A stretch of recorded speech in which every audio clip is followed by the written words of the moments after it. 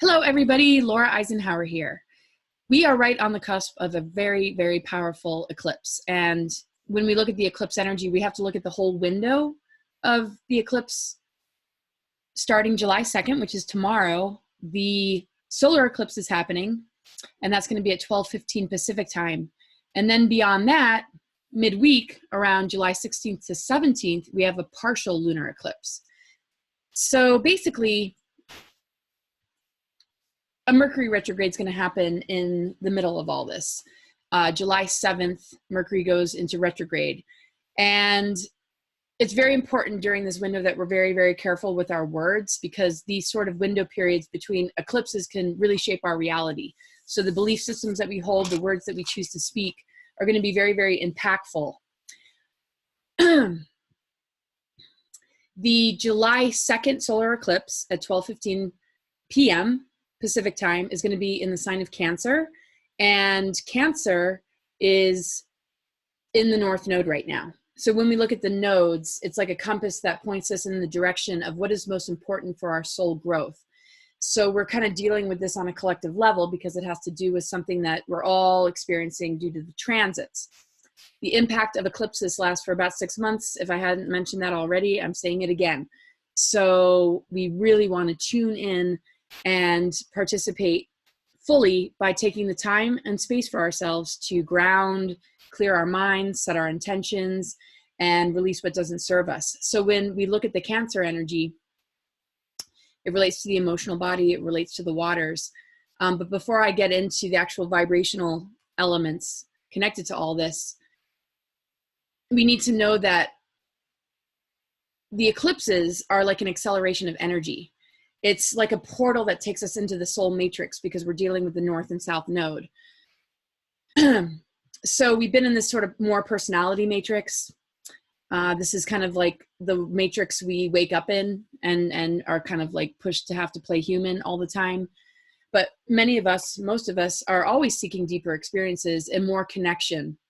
And when we do, we're not really in a 3D matrix anymore, are we? So when we find what we might call soulmates, or we connect into the depths of our soul, we spend time in nature, we connect into our artistic side or music or other people's artistry, and connect into the realms of, music, that can bring us closer to our soul. Of course, when we look at the industries of the entertainment industry, there is some manipulation there. So I'm not talking about the Illuminati type music, but more things that like elevate our energies into something that connects with our emotions. And beyond the lower levels of emotions, our emotional bodies can move into what's more psychic and clear. So authenticity in ourself, real community, really knowing that you can count on a community, people that are doing the spiritual work, doing the inner work, and not in a negative ego mindset, is something that can help. And also real loving relationships. When you really feel like your partner's your best friend and you're just in that, kind of connection, then you can really grow together.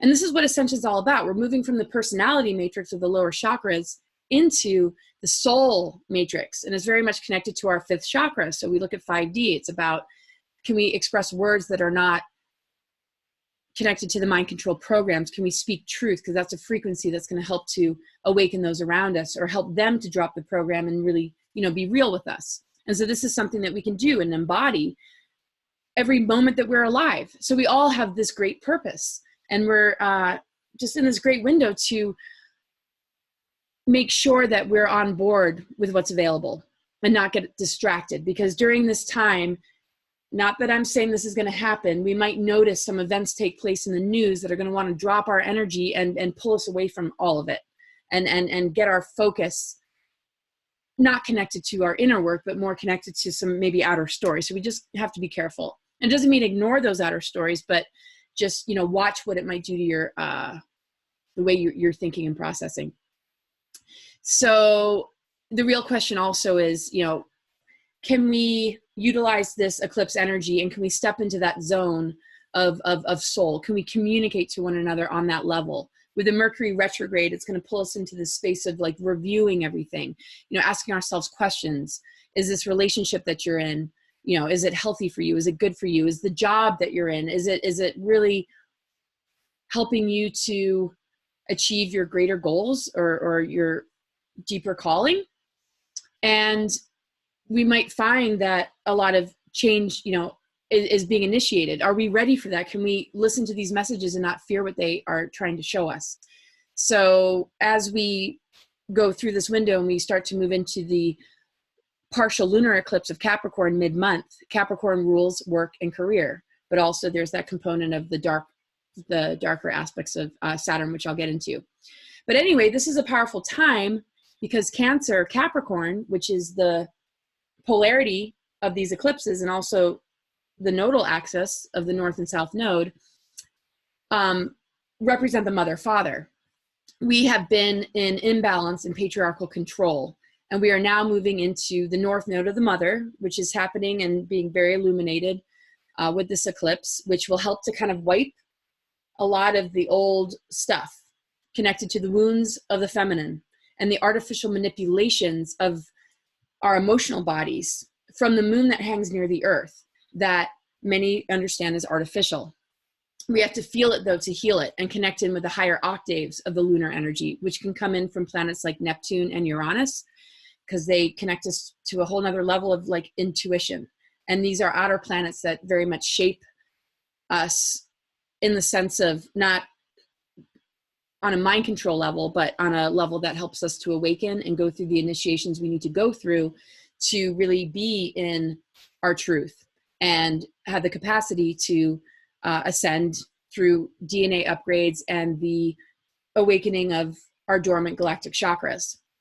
The energies of like Saturn and Moon and the way they interact in the Saturn Moon matrix are much more the conditioning and controls, the programmings, the social engineering agendas, and, you know, things that we've been dealing with for thousands and thousands of years of this, you know, hidden shadow, you know, government on a massive global level that is perpetuating a lot of world wars, genocides, and weather modification, and, you know, contamination of the elements and also the food that we eat. And obviously, you know, that the list is long. So anyway, this is a really powerful time to look at our connection with the mother-father energy, not just our biological parents, not just our relationship world, not just our relationship with ourselves, but on a much more vast level of how these distortions have taken place in our history to keep this imbalance alive. So the Capricorn moon mid-July is conjunct Pluto, and this is where we're going to really be able to go through a huge transformation. But we have to really anchor in this new moon energy of Cancer, where this solar eclipse is happening, what our deeper intention is, which is to wake up that divine feminine, so that when we go into the Capricorn energy, we're no longer playing with the patriarchy. We're no longer connecting with the lower octaves of Saturn and the control system that has created this imbalance.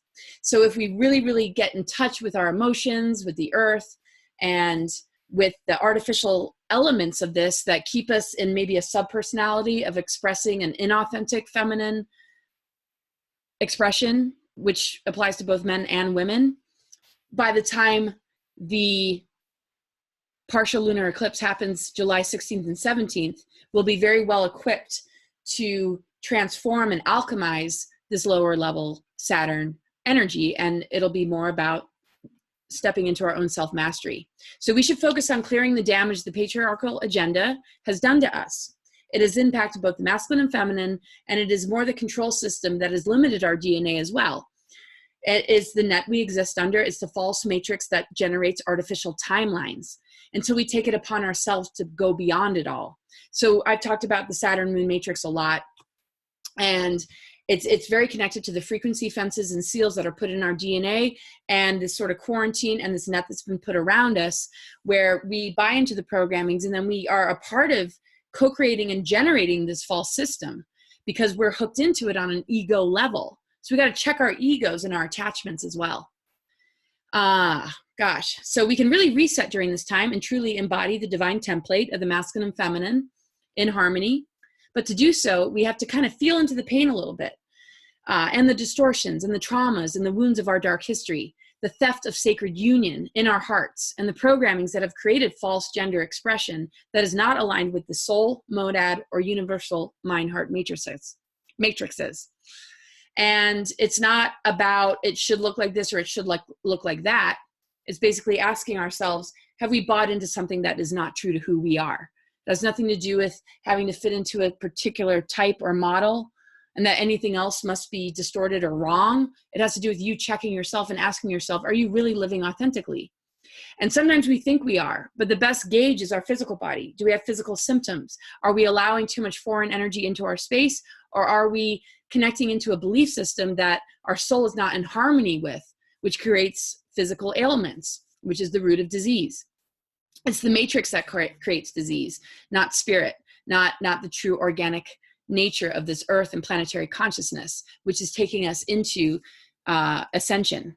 That is healing, and that is available to us on our life path.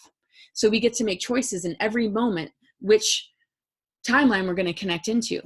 What choices are we going to make that actually support our biological system and consciousness versus a system that actually manipulates it, controls it, betrays it, and creates this sort of outer facade that we mistake for reality. We get that through news and false media.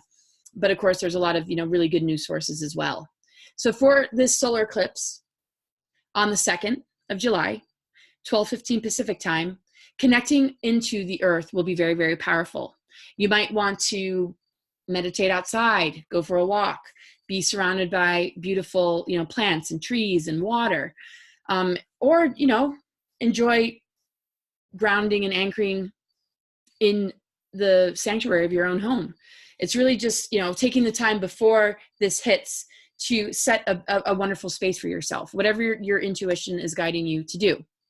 So the Cancer energy is the mother that we are healing within ourselves through reconciling our relationship with our own mother, how we are as a mother if we have children, and also how we nurture or support others, especially those in need. We must address how we nurture ourselves. What needs within us need to be met? What changes do we need to make in our lives to better support our emotions, our bodies, and our sensitivities? And what do we need for ourselves to create more self-love? So it might be taking more walks, changing your diet, breaking addictions. There's certain steps that we need to make that will become more reflective of this self-love as we see progress and as we notice, the determination is there. So if we're really, really struggling with making those changes in our life, it's really good to, seek support, maybe understand your astrological chart. I have a podcast you can join, and I am very interactive with the people that sign up so that they can understand some of the blocks they might be experiencing and where they might be able to turn their attention to experience these powerful, activations that are available. So you might notice that I'm kind of reading off of something. I did write a lot about this earlier, and I just wanted to refer to it because in that moment that I wrote it, I really just felt something very important coming to my awareness about what this eclipse time is all about. So we really need to breathe deep and connect to the inner divine feminine, who will be integrating the higher father energies if we can consciously connect with it. Mid-month, this is going to be very highlighted when this partial lunar eclipse happens with Capricorn, because remember, we're dealing with the mother, father, and we are all carrying the damage and trauma of these energies not flowing in harmony. And so the earth grids have been impacted, our DNA has been impacted, so that this synthesis and reharmonizing of these polarities would not be able to come together. And that's why we're in this duality. And we tend to, choose sides. And it's the electric and magnetic when it comes to the ley lines. And it's really what our DNA holds is this greater love story. So this is an incredible eclipse window period to activate dormant strands of DNA.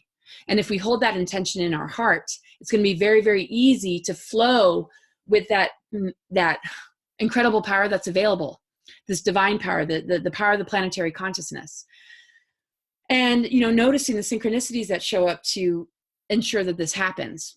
while also being aware of the things that might try and pull us away and take our attention away from doing this inner work. So allow this window period between eclipses to resolve the dark side of Saturn and how it has influenced us throughout history, how it has caused fear, resistance, insecurities, and energy blocks, how it has caused our inner feminine to feel undervalued, mistreated, and not fully honored, and where we have adopted destructive subpersonalities to feel worth or acceptance. So there's, the seductress archetype, for example, or just the obsession with outer appearance, and the need to go out of our way to make sure that we're pleasing to the opposite sex or even the same sex in order to get, validation, rather than really focusing on our soul essence and our inner beauty and the gifts that we have and the love that can shine through us, that illuminates any physical body, no matter what shape or size you are, as being a beautiful human vessel that we should honor and cherish. When we get lost in the programs, then we have judgments, and that makes us self-destructive or unworthy or not feeling good enough, not feeling like we're lovable. All that's got to go, because inner beauty is going to make your outer shell beautiful, no matter what it is. And it's also going to give you the motivation to challenge yourself in an amazing way to reach maybe standards you hold for yourself. Maybe to quit smoking if you smoke, or quit drinking too much if you drink too much, or getting exercise and nourishing the body, because it's really about health, not appearance, because health is connected to our inner beauty. It's that desire to take care of ourselves and that vessel. So we need to also release things on our own masculine side and look at where we have been taught to not feel or acknowledge our emotions, where we have been told it is weak if we're a man to cry, and where we have felt the need to fight or dominate others or control others or succeed financially in order to feel strong or capable, or like you got what it takes to try and win the girl. And until then, you're not just going to have it in you. And, and I'm not just saying it's about man, woman. I know that there's all sorts of forms of relationship, but we have to just make sure that love is the driving principle behind the relationships that we create. To ascend, we have to move beyond the personality matrix and bring all these other levels in so that the personality is expressing the soul, the monad, which has to do with bringing that higher self into the physical, and also this sacred union and the universal mind heart matrix, which connects to the 0 point energy and the unified field and the ether, which can upgrade our DNA, it can purify our bodies, and it can release any contamination from our inner elements. And the earth responds to us. And that's why we will notice the world around us, the earth around us, heal with us. We have to we have to step up to the plate, because it's coming through us, this ascension. And because we're on an earth that's accelerating the ascension energies, there's also something that wants to pull us away from it and hook us into artificial intelligence and transhumanism and all this other stuff, where we lose our soul essence. We lose all these other layers of ourselves, and we're becoming merged with machine and technology. So technology is very helpful, don't get me wrong, but it needs to be technologies connected to sound and frequency and color and things that will help us to awaken. So discernment, right? Looking deeply at both sides of self, our masculine and feminine, is very important. We all have different ways of relating to the masculine and feminine within. Some are societal programmings, and for some it's about the struggle to emerge with truth and a personal inner freedom from that kind of conditioning. And so those that have been able to maintain authenticity sometimes go into a lot of stress and depression and anger that throws them off balance because of the world we have to wake up in every day. And the things that we notice around us that are coming at us from others, people's projections and judgments that, oh, you're crazy if you're challenging the system. And just the things that we might notice just in the societal world out there, right? So let this be a time of a major reset. Allow the divine union within you to be illuminated. And just holding that intention for yourself is going to help everything else release. And so just like a physical detox, sometimes that release is not pretty. The purging can be very alarming. And that's what ascension symptoms are all about.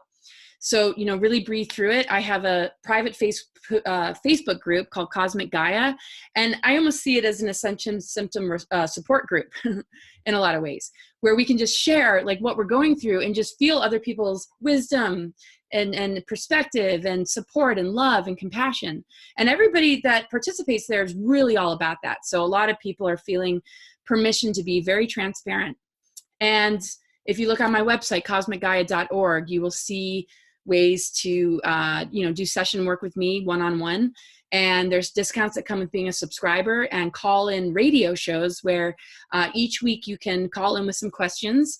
It doesn't necessarily have to be about the theme that I might be introducing the show with, but I want to make sure it's very interactive. And eventually I'll be able to teach some basics about astrology so that you can work with your own chart and use it as a profound and beautiful tool to get to know yourself better. Because ultimately, the way we get over the Saturn control is self-knowledge, self-mastery. The more we know, the better we are. The more we awaken to who we are, the less the grips of the lower dark side of Saturn is going to hold us down and keep us stuck and more enslaved, because that does exist, but we don't have to go there.